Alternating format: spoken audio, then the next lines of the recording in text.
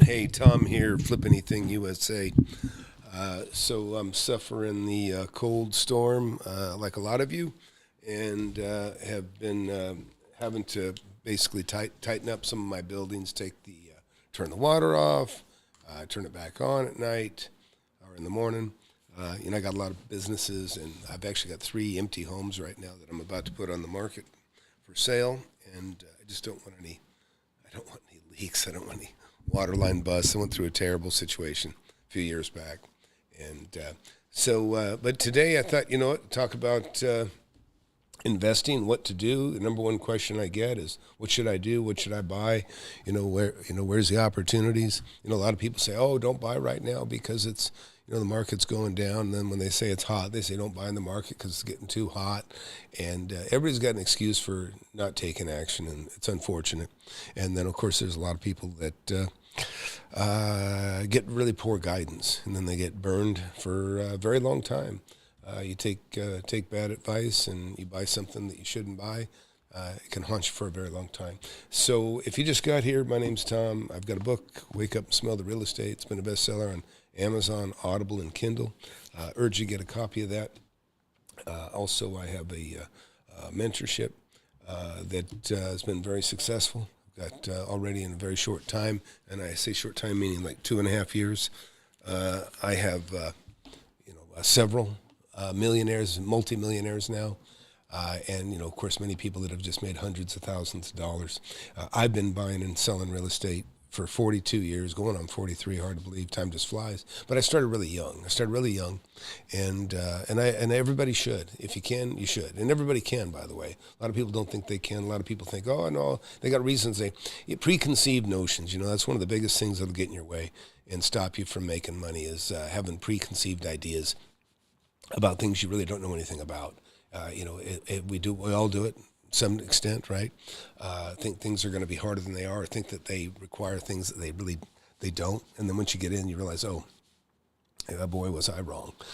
But I find that a lot about real estate. Hey, Russ, glad to see you in here. And Boogar, glad you're in here too. Yeah, Russ, great entrepreneur. He's also he's in the class and he's actually watching right now. Yeah, anybody want to call in? We can talk about anything. But really, you guys that normally wouldn't call in, you should call in. Maybe you're married, maybe you got kids, maybe you don't. But either way, you're going to quickly find out that even if I don't care if you make, $500,000 a year, that ain't enough. You want to end up investing in some real estate. You got to buy some property. Otherwise, you're going to fall behind. You're going to fall behind if you don't invest in real estate. The good news is that by investing in real estate, it can make up for a huge deficit of what maybe you make, and maybe you don't make a lot of money in your job. That's okay. The real estate can make up for it. We can talk about creative financing, which usually just means owner financing. There's been a lot of fake gurus go out there and kind of make it up like they got some magic potion, and they don't.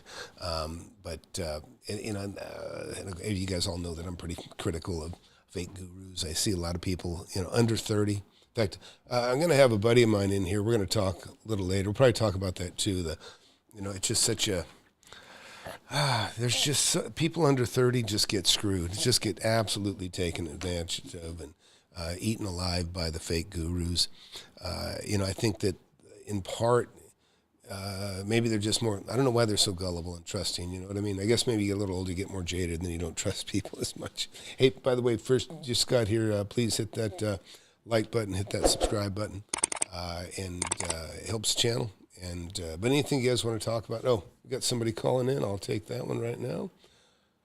And like I say, I'm here to talk. So, Hey, Tom. hey, how you doing? Who's this? It's Gotham. Oh, hey, Gotham. I almost was going to give you a heads How up. you doing? Good. So, How you doing? I just saw the YouTube live popped up, so I wanted to drop in real quick. very good.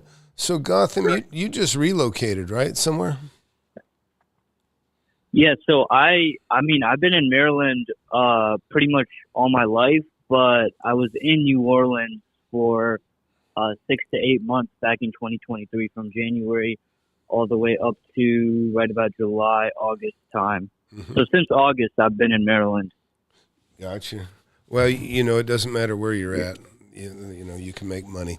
But so Gotham here, he had reached out to me, and I talked to him, I don't know, about a week ago, I guess.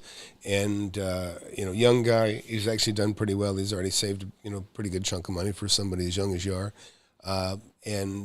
But also you were doing some wholesaling, and you found that that's gotten a lot tougher here recently. Is that correct? Yeah, very tough. I mean, the guys that have already been in the market. I mean, we all know that wholesaling is just another term for being the middleman in a transaction. But these so-called wholesalers who've been in the market, the DMV, DC, Maryland, Virginia area for 10 plus years, they're usually beating us out on the offers, or they've already contacted the homeowner, before we did. You know what I'm saying? So that's kind of what I'm running into. Yeah, I think you're actually running into something more than that too, to be honest.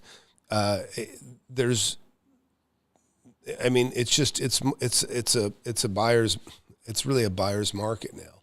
It was a seller's market. It's really easy to make money in wholesaling when it's a seller's market, when everybody wants it, everybody's looking, you just get in the way, and you get paid to get out of the way. And that's kind of what a wholesaler is. It's a guy that just gets in the way in the middle. Mm-hmm. And I'm not saying you don't do a service, you get in there.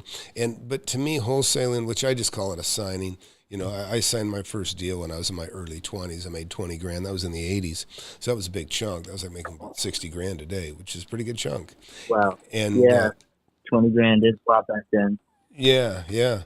And so, but I think what you're suffering more than anything right now, Gotham, is there's just less money out there. There's less I still think there's plenty of opportunities out there, but the bottom line is there's less people in doing it. In fact, I can tell you, look, I own a lot of houses, I own a lot of land, I own a lot of commercial industrial properties, and I have not seen the last 6 months. I just have not been seeing the multicolored postcards and the letters from the wholesalers that I'd normally get. I'm not getting near the calls that I used to. Now I am pretty much. It's flipped. I'm getting a ton of calls on my industrial, commercial, and there's other things driving that too right now. There's they're pushing for higher density in some of the bigger cities, and I'm in kind of a bigger city, and so I'm seeing a lot of that too. But so Gotham, what kind of property would you like to own? I mean, I know you flip some houses, but what would you like to own? What do you see yourself doing? I mean, what's the future look like? What do you hope to do? I really hope to, obviously, like you, when I get opportunities, quickly have a team that can just quick. If I see good, I want to have the exact exit strategy for my fix and flips, and then also I want to have the holdings. And I see obviously majority of equity being built in. I would say like Section 8 burrs that are straight row homes in good areas. If you go to an area like Baltimore or Philadelphia, that the row homes and the blocks are valued block by block. So positioning myself in certain blocks and kind of recycling the same 100K on these row homes so I can get to about 20, 30 row homes, that's kind of what I'm looking to do, because the rental rates in Baltimore are very, very high compared to the rest of the nation when you're looking at Section 8 tenants. And what's an average Section price 8 for a row home? For a row home,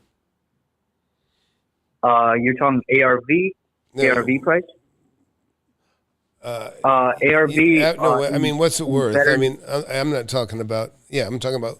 I mean, not everything has to be fixed up. I mean, I would say half the property I buy, I don't have to do anything except run a vacuum through it. Right, and especially if they're rentals, I would put very cheap finishing in there. But my point is what's the price, the average price for a home that you'd like to buy and would put on, in the HUD group? Probably 90,000, 80 to 100,000, fully ready to go, rent ready. Okay, and what will HUD give you for that? 1,300 or something? For a 3-bedroom, it obviously depends on the tenant, what they'll approve me for. But if I get a good tenant for a 3-bedroom, I can get 1,800 to 1,900. Okay, but are you going to be able to find a 3-bedroom home for 90,000 or 100,000 like you described? Yeah, I mean, I could probably. I mean, there's opportunity out there where you can get one for 60K. You might need to put about 25, 30 grand into it. Well, So your all-in cost is right. So listen. When I talk about numbers, I'm always talking about ARV if there is any repair to do. I sell. I mean, I've flipped fixer uppers. I'll buy a property, say it's worth $220, after repair. But if I buy it for $150 or $120, whatever, in other words, I'm going to buy it for a number that I can sell it to somebody else that'll fix it up, and I can still make some money. That's it's got to be that because I don't like to work for free. Go ahead. No. Let me rephrase. Right. Let me rephrase. So these 3-bedroom houses that I'm talking about that need a little bit of work, I'm just giving you an example. You can get in for 60, 70. You might want to put 25, 30 grand into it. And ARV after renovation value is going to come in about 150. So you're looking at anywhere on these row homes, 30 to 50 grand of free equity once you're walking in. Okay, and that makes sense to me, what you're saying. And so if you can buy something but if you could buy something in great shape yourself right now, and it didn't need any work, what would you pay for it? If you could rent it for $1,800, in your mind, what would you pay for it? I would pay no more than 100. No more than 100. Right, because you can't make it pencil otherwise, because the interest rate, right? Is that what you're factoring in?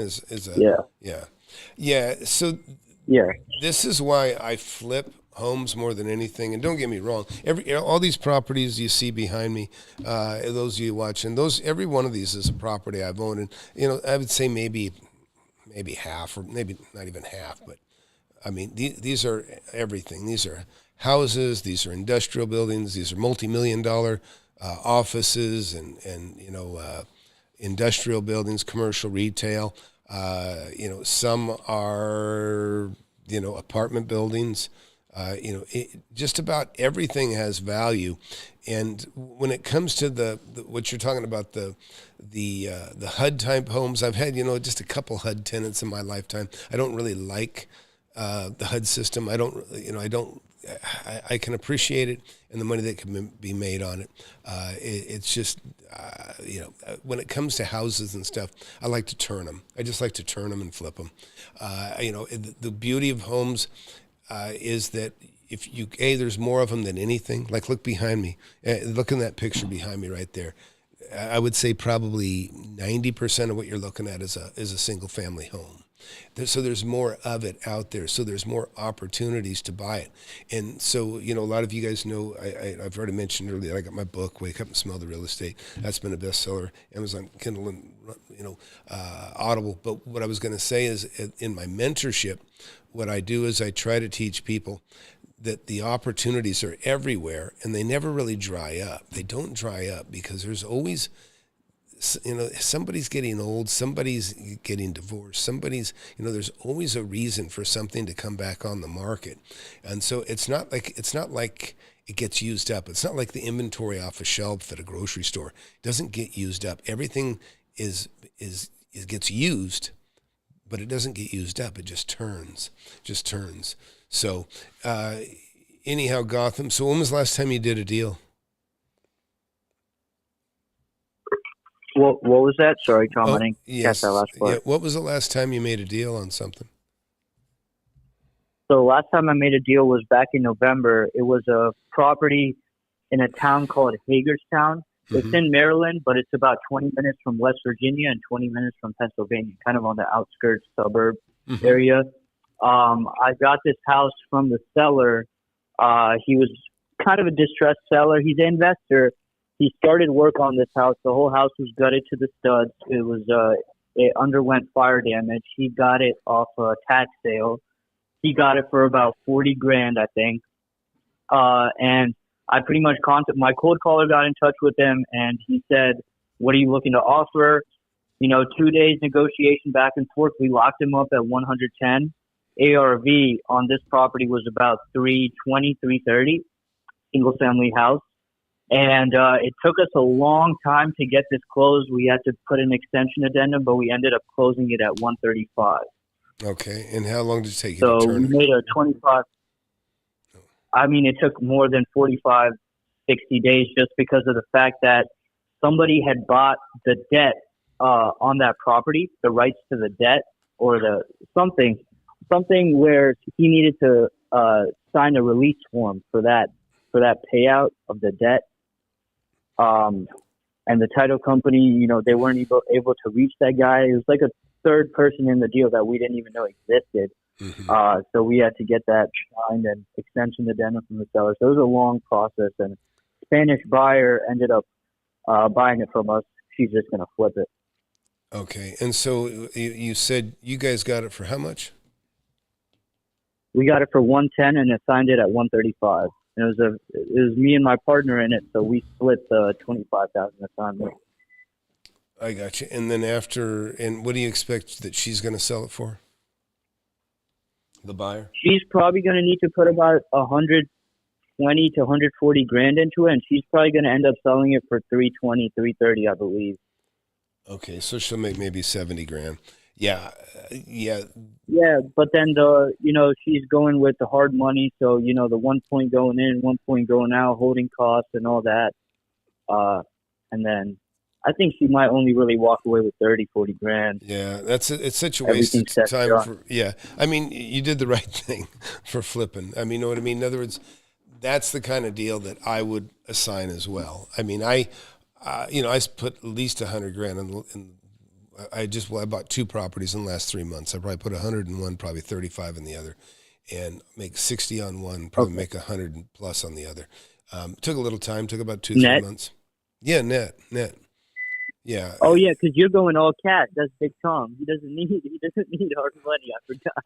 Well, yeah, but even if I did need hard money, let's just throw myself back in the 80s. If I bought something like that, Gary Pangborn was actually my hard money lender back then, but and I didn't do that much of it because it wasn't that long before I had money of my own that I just didn't even need anybody. And that's the beauty of real estate, by the way, is you can make such an enormous amount of money in a very short time that you can pay cash. You just got to be careful. You got to work, within your means.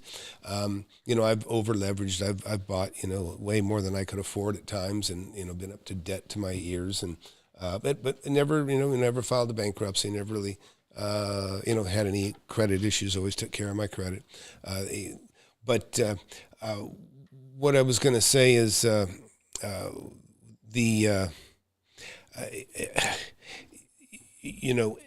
I prefer to make a sizable amount of money. So in other words, I'll give you an example. I paid $225 for the house that I expect to sell for about $425, and I put about 100 in it. And I'm being low. We might make as much as 120. And part of it is also just for the benefit of my mentorship, but also my son. I'm teaching him how to renovate and do that sort of thing. But still, nevertheless, I would have done that no matter what. The other house that I bought, I paid actually $295, and I put in windows, garage doors, cabinets. But they weren't expensive cabinets and countertops. So I'd probably put 10 in the kitchen, between the garage doors and paint, and some other minor stuff, maybe another 10 grand there. And then, like I say, windows are $2,300. They weren't that much. Which, by the way, are you handy, by the way, Gotham? Can you actually do repairs? I was actually going to get to that point, Tom. I'm more of an analysis type of dude. I look at the data, see what type of sellers I can get popped up. Sure. I have no experience with the handyman stuff. Right. That's what I'm scared about going into my first deal, because I have no idea about any of that stuff. Yeah, well, just look at it this way, and a lot of people are fearful, and they should be. You got to be careful. Look, I've been handy since day one. I mean, I've been in the trades. I've been a carpenter. I went to work in a cabinet shop when I was 17, and I was self-employed by 19, and I started a cabinet shop, and I wasn't even a fully skilled cabinet maker when I started. I kind of learned along the way as well. But what I was going to say is, you got to develop some of those skills, and it's not as tough as you think. And one of the things you can do is when you hire people, you just got to be really careful. You want to hire people that are obviously smarter than you, more skilled than you, and that's the problem that everybody has. That's why there's so many fake gurus out there that can mislead people, is because the person doesn't know anything about real estate, and they don't realize that the guy they're talking to may not even not know much more than they do. And so, but when it comes to trades, there's going to be a history of work. They should have jobs that they've done. You should be able to go look at work that they did, go talk to the owners, and you got to take time to do that. You can't be lazy when you're checking credentials on anybody that you're going to give money, whether they're training or teaching you, or whether they're going to build a set of cabinets, pour concrete, whatever they're going to do, build for you. It's super important that you only hire them if they do have a great record, and then never pay them in full. Just give them a little bit of money, give them like material money to begin with, and then you can say, I'll give you a draw. If it's a couple week job, you can give them a draw. But at the end, you're going to hold at least 40% of that money. You're not going to pay them, just at the end. It's like, now you get everything done. I just got a little bit left to do. Okay, good. Finish it. And I'll pay you the rest. But never pay for anybody until they're done. Now, I'm not saying if you have somebody that's been doing work for you for, decades, and I have people like that, it's not a problem paying them in advance sometimes if they really need it. But I don't do that very often. I don't like people that don't have their shit together. In other words, if you need money every single time to do a draw, then you're cutting it too close. You're doing something wrong, and I don't want to get dragged down with you. Actually, what's Liam just wrote in here, and Liam's a carpenter like me. He says, I like renovations. And make great money doing it. Yeah, and you can get rewarded really handsomely for knowing what you know, and that's why it's important to know a skill. And believe me, there's plenty of general contractors that really don't know that much, but they know enough to organize. They can organize. They know enough to check credentials and hire good guys like Liam and myself when I was a cabinet guy. And and that's kind of how you know who all the good trades are, when you're kind of already actively involved, because you'll see the same people on the jobs. If you're building new homes, you'll see the framing crew. You've seen them before. You've seen the sheetrock guy, like in my case, I'd be waiting for the sheetrock guy to be finished.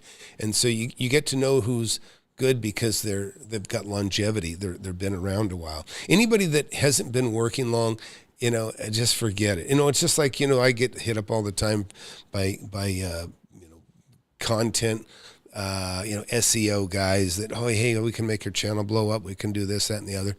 And I go, okay, well, what's your channel? And I look at their channel. I say, well, how come you can't make your own channel blow up? You know what I mean? So if they can't make, it just becomes talk at that point. So, anyways, you definitely, you can do it. In fact, perfect example, I've got a guy in my class, Herb. He's a real estate agent. In New York, by the way, and he's done a great job, and he's made money. He made over $100,000 on his first deal, but he'd never really done anything. But what he did is he took his time to check credentials and made sure that the guy that he hired did do the job. He didn't pay him a bunch of money in advance. He just kind of followed what I just said. He gave him a little bit of money to start, or he got the materials so they could start. A lot of times you just go buy the materials, you know what I mean? Or you meet him at the store. If it's a tile guy, meet him down there at Floor and Decor, pay for the tile, let him take it, let him get, whatever he gets done till Friday. You can kind of judge it, but you always keep him in arrears. Never have him paid, current. Keep him always a little bit behind. But anyways, well, Gotham, I appreciate you sharing, and Section 8. I would just say you want to keep everything open. Are you looking at your screen right now? Yeah, I am. Yeah. So ideally, what I did, and I'll take you to an area where, when I first started back in the 80s, and by the way, anybody wants to call in, just call in. You'll be in the queue, and I'll bring you up next. If you want to know about commercial, retail, apartment buildings, whatever you want to know about, I'll share with you. If you want to do make-readies and renovations, I've done a lot of that. But what I was going to say is, it's kind of unusual, but I started in commercial retail building. The first building I ever bought was, 5,900 square foot industrial commercial building. But from there it went to land and out here, and just give an example, like, I made $130,000 on a little piece of land out here in the desert. But I bought, so many probably 20, 30 individual little parcels out here, in this desert, 2.5 acres, acre and a quarters. And a lot of those people were reselling those properties to other people that you'd probably consider suckers, But let's see, Russ just wrote something. I agree with you, Tom. I had a long time asphalt contractor. They asked for payment before the job finished. I broke my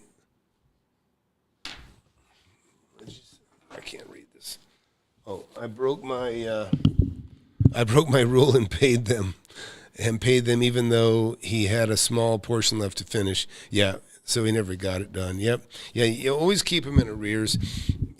When you're doing big jobs, and I've done some big jobs where I've got like a tract of homes, and I did a tract of homes one time, and the average house was about 4,500 square foot. So they were big homes, and some of these cabinets, it was $50,000-$60,000 for the cabinets, and that's back in the 80s. That'd be like, almost $200,000 probably now. And but the companies are smart. They pay you all the way up, but they hold 10 or 15% at the end, and they'll hold it till they have the house sold. And it's smart that they do so. And I'll give you an example. I had a terrible thing happen.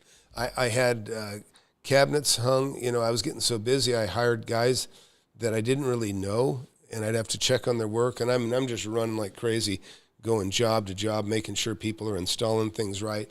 And I checked on an installer that I'd never knew. It seemed like everything was straight and level. He did a good job.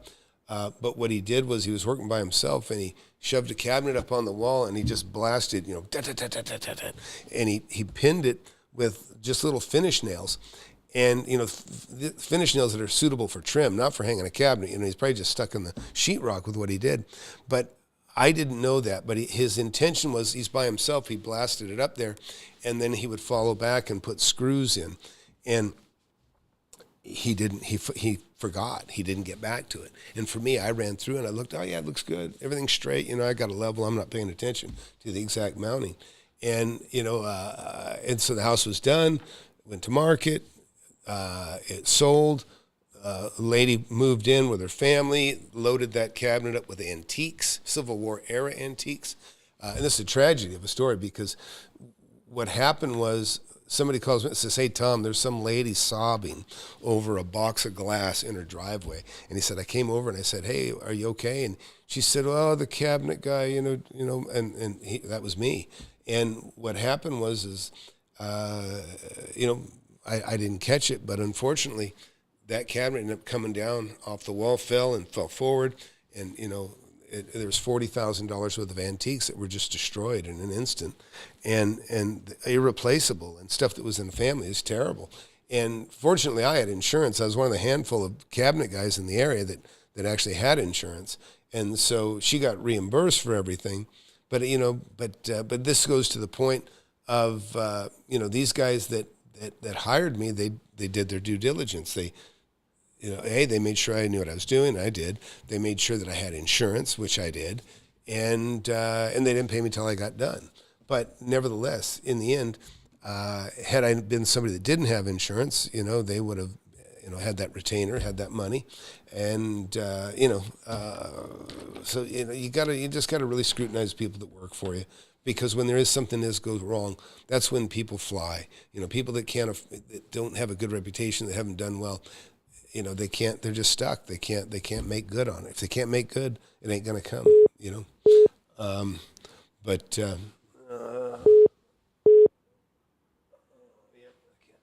Of course, my cell's is being utilized for this call too. So, anyways, hey, is there anything else, Gotham, you want to talk about, or if anybody else wants to call in, please call in. Also, please hit that like button, hit that subscribe. Liam or Russ, call in if you like. Or anybody out there, we can talk about anything. Hey, Tom, thanks for bringing me on. I got to head to my day job now, but it was great. Thanks for the information. I hope we could stay in touch still. Yep, absolutely. I plan on calling you back on what we talked about before. So we'll be in touch. Sounds good. All right, Sounds man. good, Mr. Tom. Have a nice day, and All everybody watching, have a nice day. right, buddy. Thanks, Gotham. Bye. All right. Let's see. So, hey, so anybody else out there, you got a call, you want to talk about anything, let me know. Some of you, listen, houses are probably one of the best things you can start with. I tell everybody in the class, you got to open your eyes up to everything that's around you. And the reason is this picture behind me kind of says it all.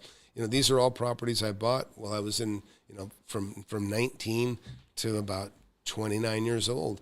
And it covers everything. There's good looking, really nice houses in here. There's, in fact, oh yeah, that's the cockroach house. Yeah, in fact, this house here, by the way, I'll just show you this real quick. So it's out in a little desert community in Los Angeles. And this house that I bought this house for $34,000.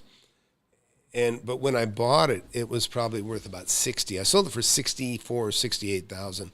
And, at the time, now it's probably worth, a few hundred, but that was, 30, 40 years ago. But my point is, that's one of the easiest ways to make money is because there are houses. They are everywhere. And, just like I doubled my money on this back then, I paid 34, sold it for 68. That's something you could do. This was called the Cockroach House. If you guys have read my book, which, by the way, I'll plug it again. There's the book, Wake Up and Smell the Real Estate. These are the things you can do. And people say, oh, do you like to, do you always want to make 30, 40%? Listen, I want to make as much as I possibly can. I've bought houses for 20% of value. I bought a house for 80,000 that's worth 400, so these are the things that can happen if you're in the game and you're looking and, if you're trying to buy and you're trying to find deals, you will find them. You definitely will find them, but you got to dig. So, hey, somebody call in and we'll talk some more. But in the meantime, I'll take a look at what's going on here. G and RE wrote, hi, Tom, under contract for a piece of land that needs soil remediation that requires chemical inspections. Told me by my builder. Do you have any knowledge about? Yeah, I do. You listen, whatever the powers that be on that property, let me explain it this way. You can have a phase one environmental where they'll require, moderate checking. But if you get into a phase two, you might be in a phase two area, then they got to dig in and they look. And, if you're saying they require remediation, look, I'll show you. I'll give you a perfect example of a property. And I made $1.5 million on this property that I'm about to show you. And I never bought it, but I was going to buy it. I was trying to buy it for, let me see here. I was trying to buy it for, let me look it up.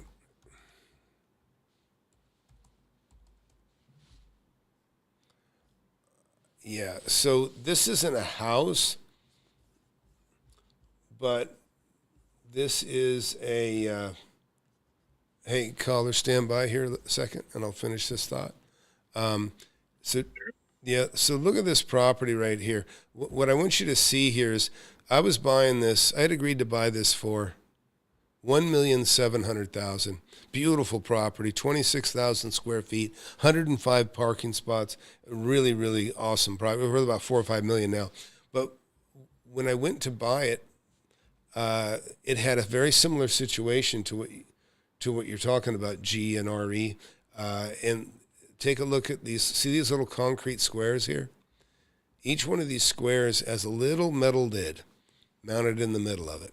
And there's holes that are like a well hole, drilled anywhere from 8 feet to maybe 30 feet deep at the most. And they go in there and they take a soil sample. And this guy was convinced that, oh yeah, this is about to be cleared. It's going to be out and done in another, couple months. I expect this to be done. Well, then when I go to the bank and explain to them, the bank won't touch it.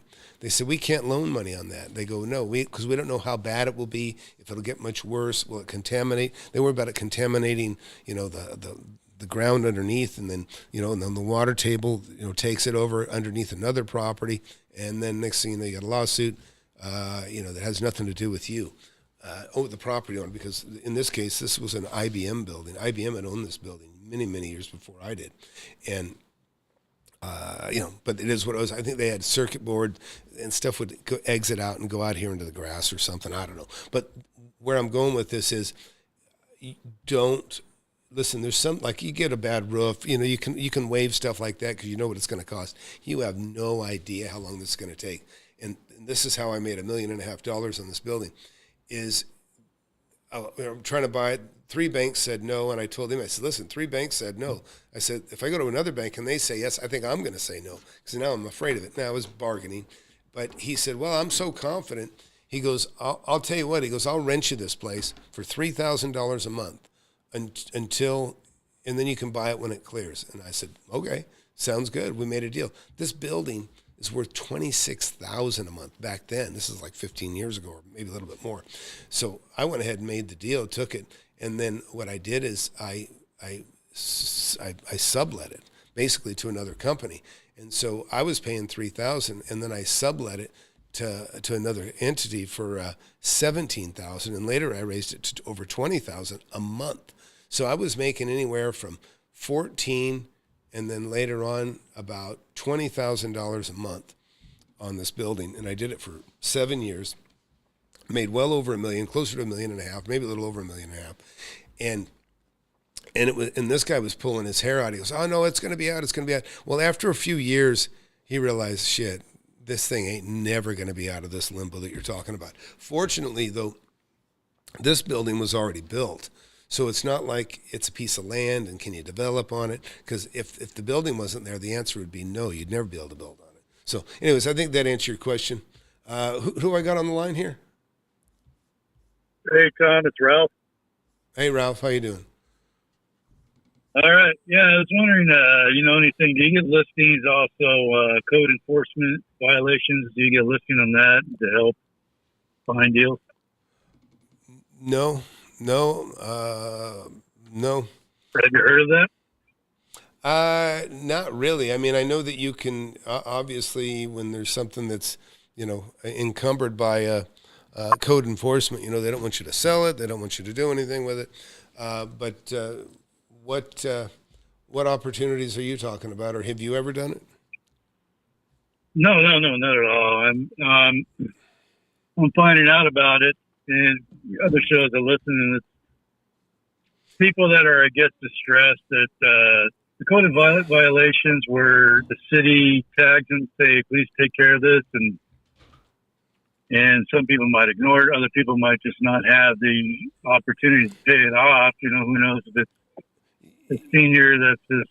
Yeah, so BRS wrote in, he said, I would stay away from the injections. I'm not sure what he's talking about, the injections. I don't know if he meant inspections. So here's the deal. Unfortunately, code enforcement is super flawed department. It's horrible. They encourage people to tattle on each other's neighbors anonymously. And they can really ball people up for a long time, and they do stress people out. If you ever go down to a code enforcement office, it's like Fort Knox, because they're afraid somebody's going to come down there and just take a machine gun through the place because they infuriate people so much. And there's some really horrible people that can work down in those departments. I've seen some real nightmares, people that have just been tormented like crazy. And so I personally, I've never seen an opportunity like you're talking about. Now, I do know of one or two, I would say, I guess, where, they had a guy, they actually made him tear his whole property down, tear his building, his house down. And it was like I don't know the details on it, but this is a long time ago. But it was like, it was a pigsty, it was a mess. And so, somebody made a deal to buy it from him because it was going to get torn down, mandatory tear down anyways. And I saw, but I'll tell you something. I had somebody, and this is really unfortunate. I had a piece of property, it was a piece of land that I was trying to buy for the longest time. In fact, maybe I'll show it to you. Let me see here.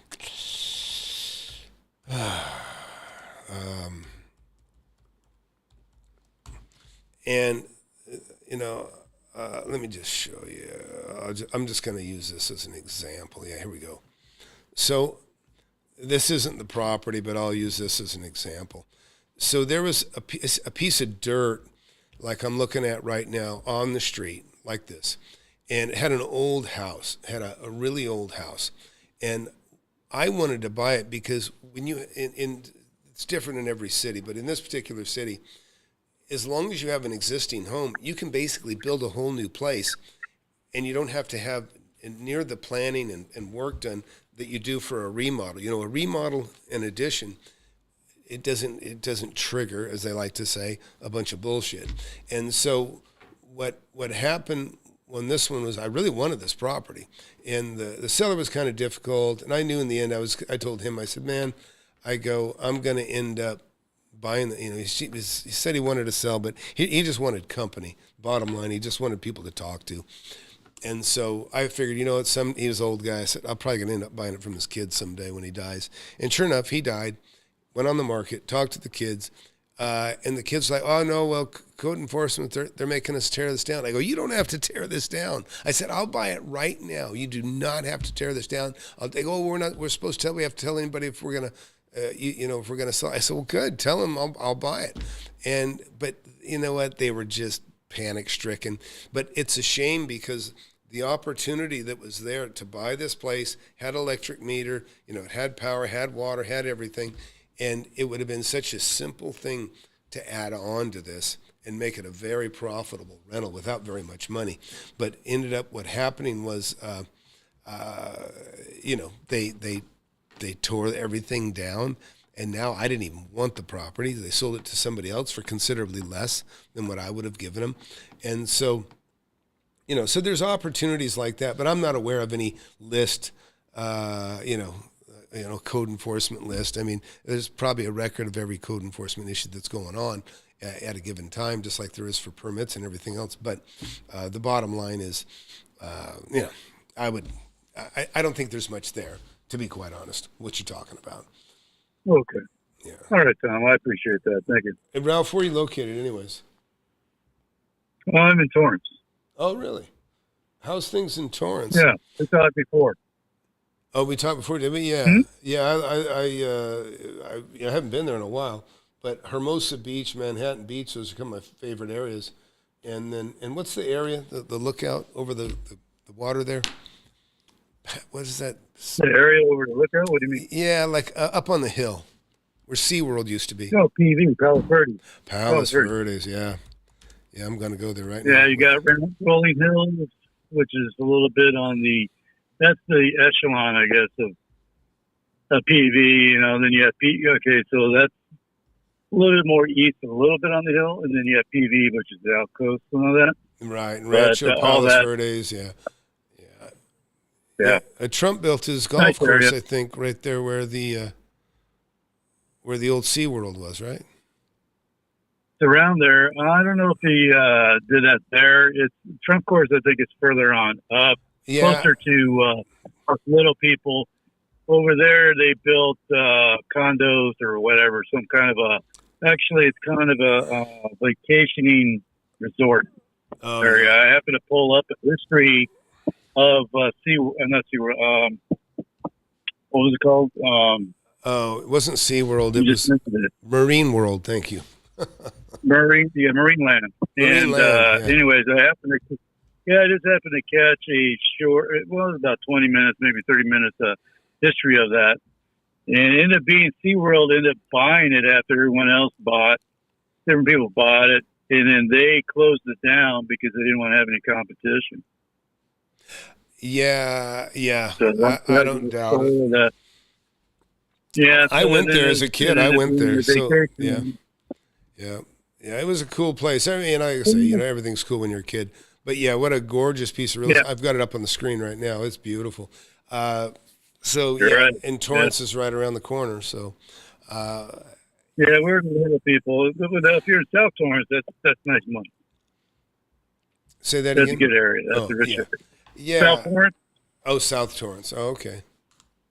Yeah, I don't live in that area. I'm in North Torrance, so it's like but it's still nice there. Hey, you're near the water. It's such a shame because California, best weather. I mean, look at those mountains in the background. You can actually lay on the sand in the sun and then go skiing the same day out here in these mountains. I've done it. Do that same day. Yep. It's a beautiful place. So let's see. Somebody wrote in here. I had a situation. Let's see. We'll jump around here. Hang in there, Ralph. I had a situation where the city wanted to demolish a shop that was converted into a home.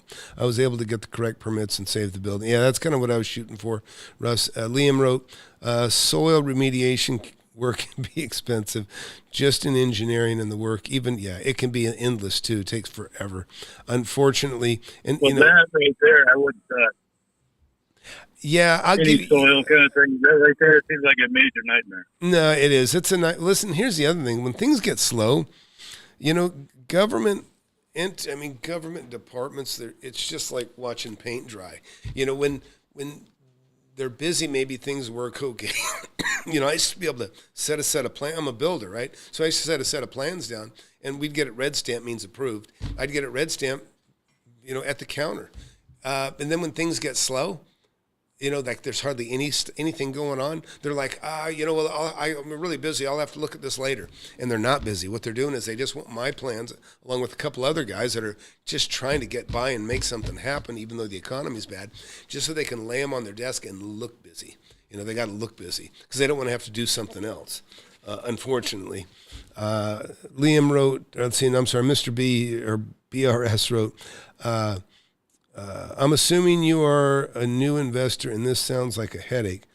If you take time to learn all about it, you may be okay moving forward. I don't know what you're referring to, BR. Oh, yeah. I mean, I'm not sure what Mr. BR is referring to. GNR wrote, my builder said it would take 10 to 15K. My research shows that people are using this method on unstable soil and are satisfied with the results. Yeah, I mean, definitely got to know more about your situation there. But when you say you need to have soil remediation, I mean, listen, that could be 3 feet deep, or it could be 4 inches of topsoil scraped off. So you definitely got to, clarify to what degree you're talking about. But like I showed you, and I ended up making, like I say, $1.5 million. But that one had test holes going down, anywhere from, like I said, 8 to 30 feet. So, anyways, all right. Anything else, Ralph, you want to talk about? Or? No, I appreciate it, Tom. Just wanted your input on that. Yeah, well, thanks for calling, Ralph. I appreciate it. Anybody else there? Yep. Thanks, buddy. Yeah, somebody else call in, please, and we'll keep it rolling here. It's funny, this area of the beach here, by the way, and there's opportunities. Oh, somebody else just called in. Oh, no, I guess not. We just lost them.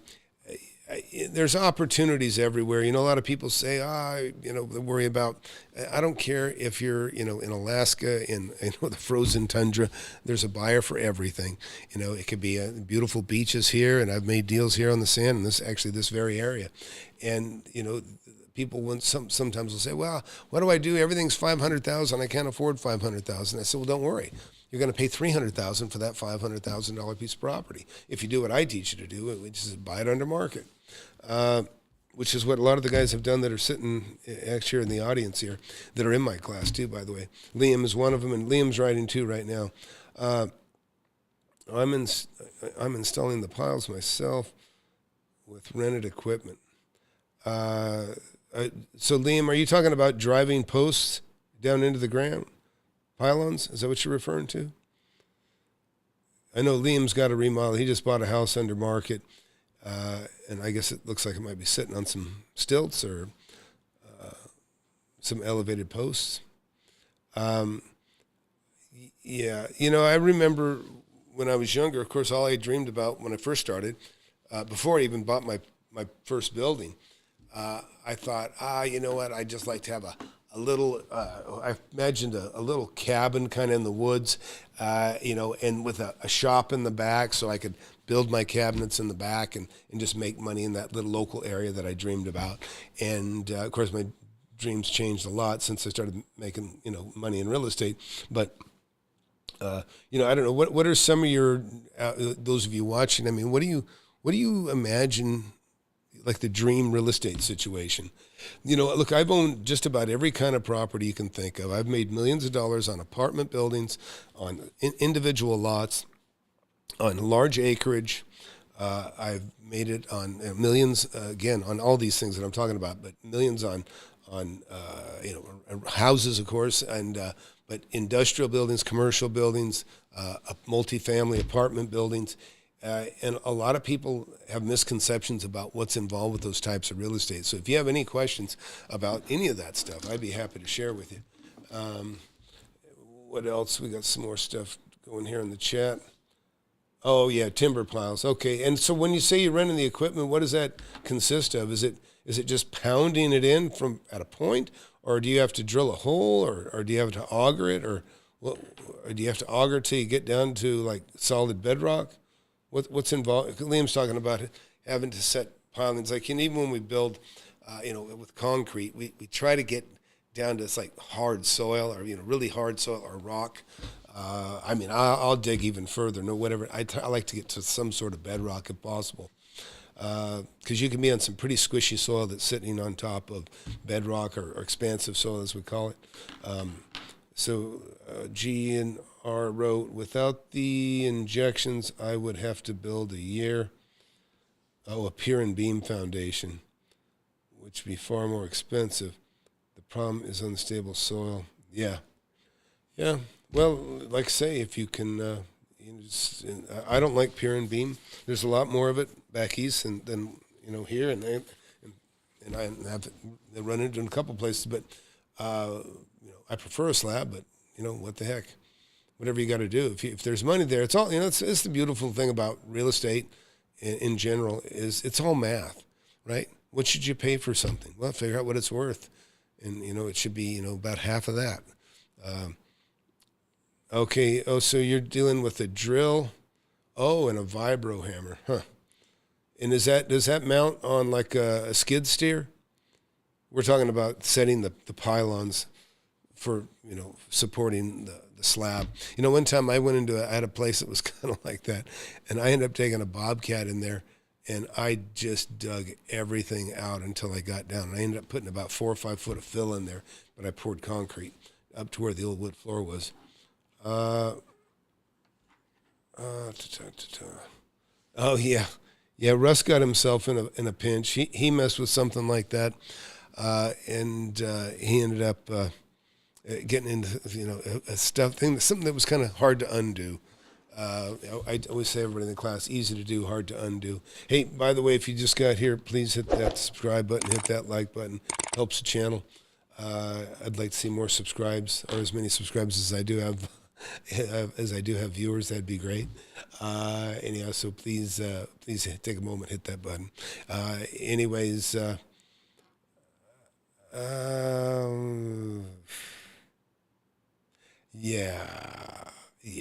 So we're talking about chemical injections in the soil. I hadn't quite heard of that. Oh, a large excavator. And so is the vibratory whatever pylon driver, is that is it kind of like a hoe ram that beats on it, or is it something that actually just vibrates? There's some really cool stuff. A buddy of mine's got a vibratory, what do they call it? It's a vibratory blade, and it looks kind of like, it's shaped kind of like this, right? And it gets pulled by a tractor, and with the PTO, it shakes it and brings it down. But it actually feeds a cable. Like if this was the fin, we could call it a fin, that thing just drops down into the soil, and it can go 18 inches, 24 inches deep, and this thing just vibrates. And so it's like a vibrating knife. But on the front edge of that knife, just behind the sharp edge, there's like a wire that feeds down through, and then it exits out the back. So while this thing's vibrating and sinking deeper, it's laying a cable. And they have so many clever things for killing gophers. They have a very similar device that rolls down there, and as it's going through, it's shaking poison, and the poison goes into the gopher holes, gets rid of the gophers. So, so I think we chatted enough on this subject, and I'll be coming back often, maybe even today, several times. I got a lot of time, and I'm kind of stuck inside with the cold weather. And I've got my crews kind of staying home today just because it is kind of miserable. I think it's 18, 19 degrees, which for us, that's like don't go outside because it's just miserable. We're not dressed for it. Nobody knows how to drive either in it outside. So it's not a great place to be. So again, if you got here, please, take a look at FlipAnythingUSA, my website, FlipAnythingUSA.com. Check out all the testimonials. And we'll be doing some more Fake Guru Friday stuff coming pretty soon. But stick around and be sure to get in a webinar. Be sure to sign up. So you can go to FlipAnythingUSA.com/webinar and or take the mentorship survey, and I'll be happy to talk to anybody out there. But you folks that are under 30, over 30, whatever, if you're going to buy a piece of real estate, you want to buy more than one. There's nothing will take you to becoming wealthy like real estate as quick as real estate. And that's why probably the wealthiest people are involved with real estate. So we'll catch you later. You want to learn how to make millions of dollars in real estate?